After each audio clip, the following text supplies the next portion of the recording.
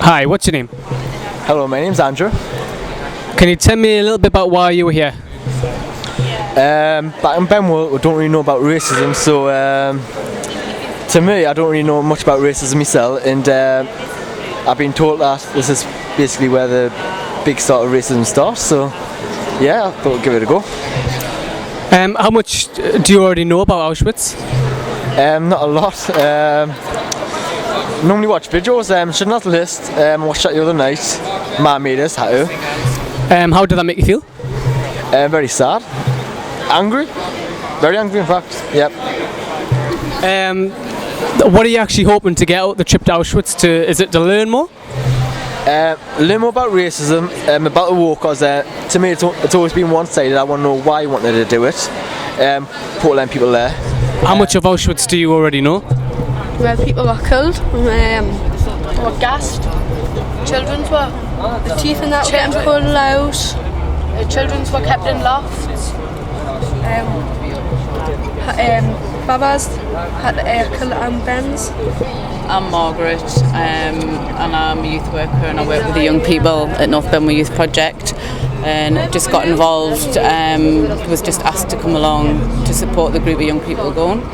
And I actually did, it's the second time I've been. I went with a group of young people last year with a different project, 12 young people. I'm Sam, I'm a youth worker with North Benwell Youth Project, and it's the first time I've come to Poland or Auschwitz.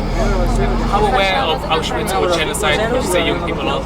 I don't think they were very aware at all, and I think it really shocked them when they got there and actually saw it firsthand and heard from the guide, like all the, the extermination of the Jewish people, and plus like the way they had to live when they were there, and just the photographs. It's really like hit home. It was a horrible experience for them, really, and I don't think they realised it had actually happened. I think, well, where they live in Benwell, where the project's based, there's a lot of people who seek asylum there who are from countries where either genocides have happened or like other horrific things have happened. But I don't think, until we started doing some of the work around, like before the trip, the young people had very much knowledge about like why asylum seekers were here, what kind of places they'd come from. We have done some work around like, these kind of things and about genocides, and like making the link that this happened in the 1940s in Poland and in like Nazi Germany, but like there have been other genocides since, and like there are genocides that are happening now, that people are being indicted for genocides now. So I think like it's really important to like keep reinforcing the fact that it's not just something that's confined to history books, that it's still relevant to what's happening now.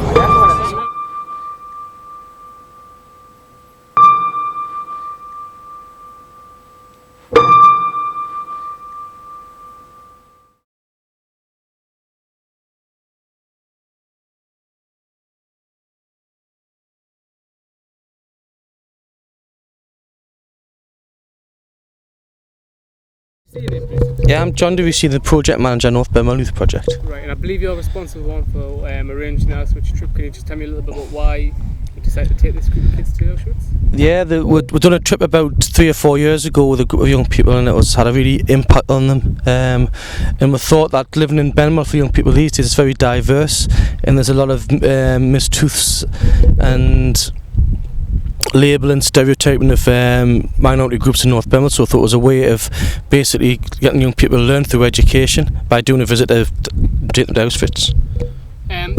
How aware of Auschwitz would you say young people are? I think the people that we've been working with on this specific trip weren't actually some that hadn't actually heard of Auschwitz. They'd heard of Adolf Hitler in the Second World War, but they had a very limited understanding of what Auschwitz was, where it was, and when it happened.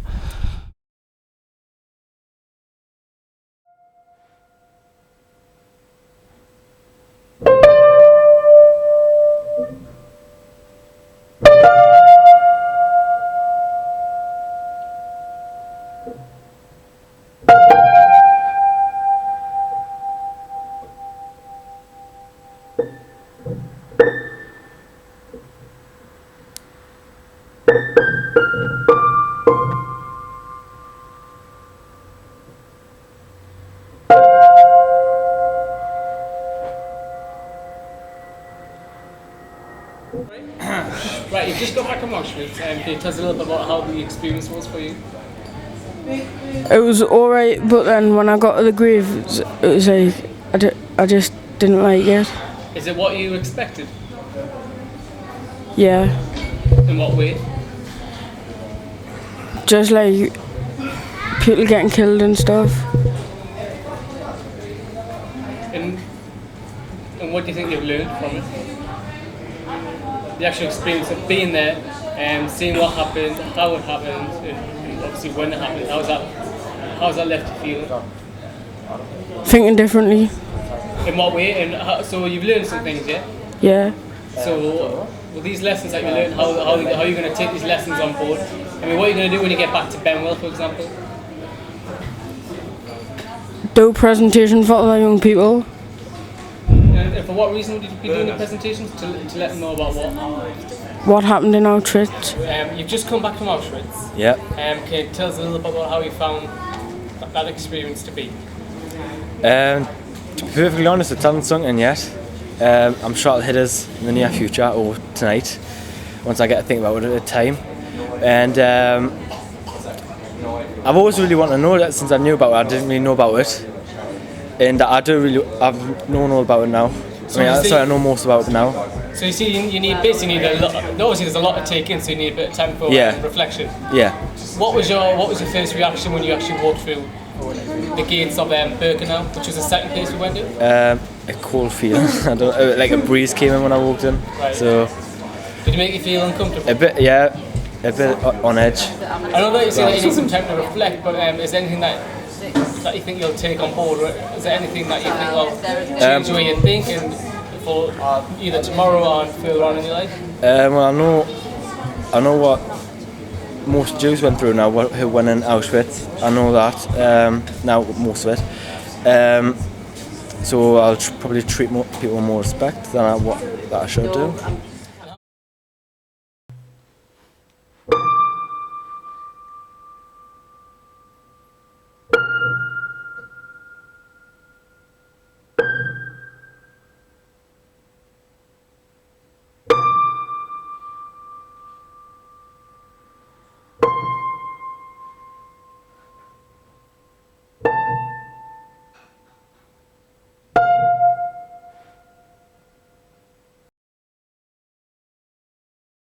I think I surprised myself more than anything.